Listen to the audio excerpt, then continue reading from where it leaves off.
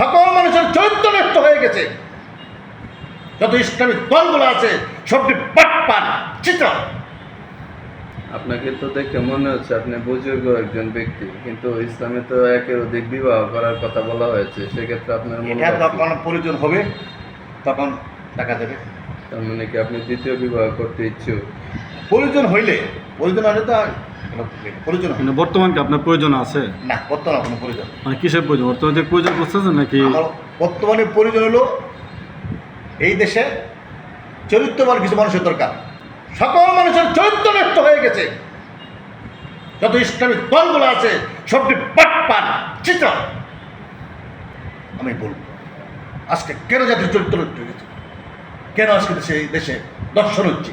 আজকে বউ একটা মহিলা মাদ্রাসা উস্তাদ কি করে তার ছাত্রীকে দর্শন করে, কেন রাত্রে 2টার সময় একজনের বাসা গিয়ে বলে দলাদল কাছে অজু শিখাইতে পারছি। তুমি যে থাকবা মসজিদে, তুমি অজু শিখাতে চাও কেন তার বাসার ভিতরে? আজকে জাতির চরিত্র নষ্ট হয়ে গেছে।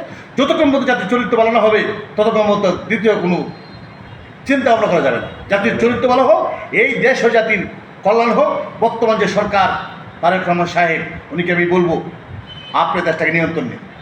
কেন তেলের দর বাড়িয়ে গেল, কেন আজকে বাস ভাড়া বাড়িয়ে গেল, কেন ট্রেনের ভাড়া বাড়িয়ে গেল, যেখানে ছিল 125 টাকা কেন 200 টাকা হলো, কেন 200 টাকার ভাড়া 400 টাকা হলো, কেন আজকে সব দ্রব্যমূল্যের গতি উদ্যোগতি সাধারণ মানুষগুলো তার মৌলিক অধিকার দিয়ে মানুষ